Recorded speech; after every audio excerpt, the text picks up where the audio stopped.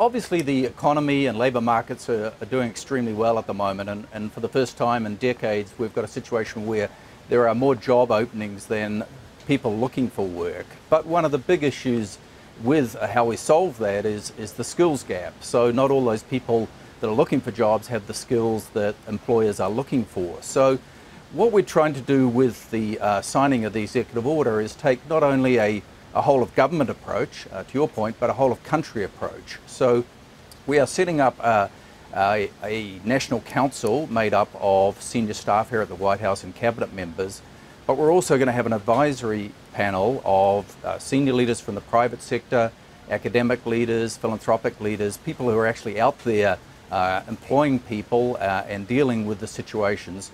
And we're going to look to them to help provide the solutions. So we're certainly going to play our part as the government, but this is going to be very much a private sector led. What are they going to do? They're going to write a report? They're going to, I mean, you know, I just think private companies, when they need people, we do it here at CNBC. We bring these kids in, we train them. Sure. So let me give you three examples. So we'll firstly have a national program to highlight best practices and companies that are doing great initiatives. Secondly, we'll be encouraging companies to invest in vocational training and apprenticeships.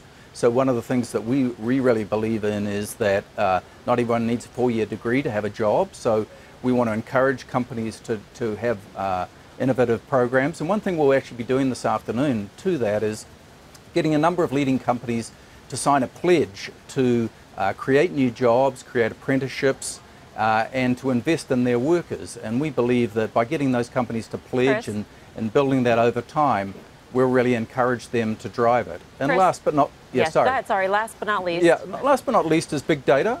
We've seen big data transform every industry, whether it be travel or healthcare, and we think big data has a role here, but very much industry-led. You're from the private sector. You're the former Microsoft CFO. So why is it that the government is better equipped to do this than the private sector on its own? I mean, at Microsoft, couldn't you have had those training programs and those apprenticeships that you're talking about that the federal government is now stepping in to provide?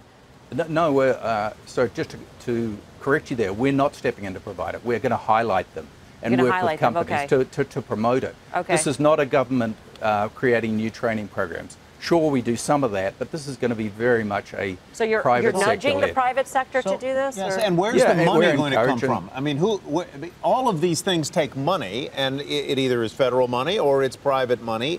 And are you looking for companies to pledge specific dollar amounts that they will commit, or what? Specific commitments to workers, whether they put more money in or they use different programs or they create apprenticeships, that's going to be up to them, but it's going to be encouraging them. So the money or the programs are going to be private sector led. And when we think of something like data, there isn't a lot of money that's needed for that. What's needed is common standards and a common framework. So if I talk a little bit to that to give you a flavor for it again, and this is not going to be a government driven, this is going to be an industry led. So we have the Chamber of Commerce out there doing pilots around creating a data schema that will allow employers to describe their jobs, employees to access jobs, so match their skills, academic institutions to provide new programs, innovators to provide new services. Okay. So we're not going to be doing that. We will encourage it and we'll play our part.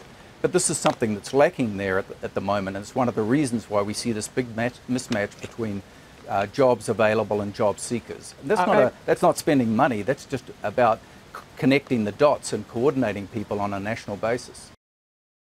Hey there, thanks for checking out CNBC on YouTube. Be sure to subscribe to stay up to date on all of the day's biggest stories. You can also click on any of the videos around me to watch the latest from CNBC. Thanks for watching.